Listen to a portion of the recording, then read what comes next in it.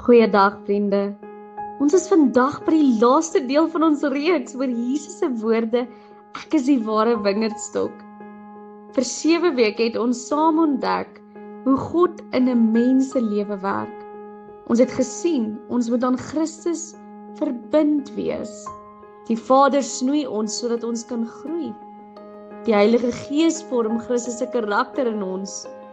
Ons geloof moet diep wortels skiet. Ons vrug is nie vir onsself nie, dis vir ander mense. En soms kom vrug deur opoffering en die kruis. En vandag kom ons by die laaste stap van hierdie reis. Neem, onthou en leef.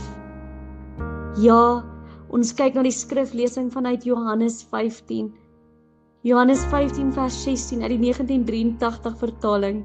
Julle het my nie uitgekies nie, maar ek het julle uitgekies en julle aangestel om te gaan en vrug te dra, vrug wat sal hou. Ons leef in 'n wêreld waar baie dinge vinnig verbygaan. Nuus verander elke dag, tendense kom en gaan. Baie dinge wat vandag belangrik lyk, word môre vergeet. Maar Jesus praat hier van iets anders. Hy praat van vrug wat bly. 'n Lewe wat aan hom verbind is, kan iets voortbring wat ewigheidswaarde het. Julle 'n interessante feit. 'n Gesonde wingerdstok kan dekades lank vrug dra. Daar is selfs wingerde in Europa wat al meer as 100 jaar oud is en steeds druiwe produseer. Maar dit gebeur nie sommer net nie. Dit gebeur omdat die wortels diep is, die wingerd gereeld gesnoei word en die plant goed versorg word. Dit is presies wat Jesus in Johannes 15 leer. Wanneer ons aan hom verbind bly, kan ons lewens vrug dra wat blywend is.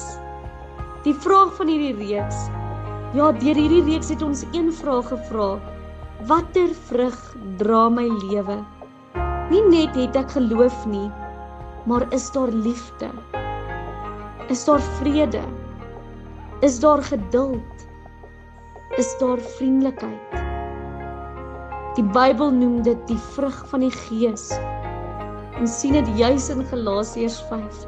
Nie vrugte nie, vrug. Dit help nie ons sê ons is Christene, maar ons het nie 'n verhouding met Christus nie.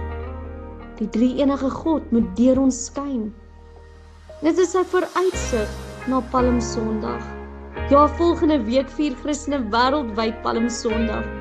Dit is die dag toe Jesus Jerusalem binne gegaan het en mense palmtakke gewaai het en uitgeroep het, Hosanna! Hulle het 'n koning verwelkom, maar baie van hulle het nog nie verstaan dat hierdie koning op pad was, maar die kruis nie. Jesus se pad was nie 'n pad van mag nie, dit was 'n pad van liefde. En daardie liefde het die wêreld verander. Vandag se uitnodiging. Miskien is die vraag vandag eenvoudig. Is jou lewe nog verbind aan die ware wingerdstok? Wys jy regtig Christus? Het jy 'n verhouding met Christus?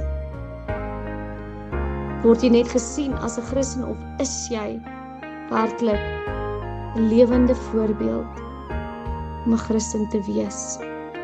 Want wanneer ons aan Christus verbind bly, groei daar iets in ons lewens.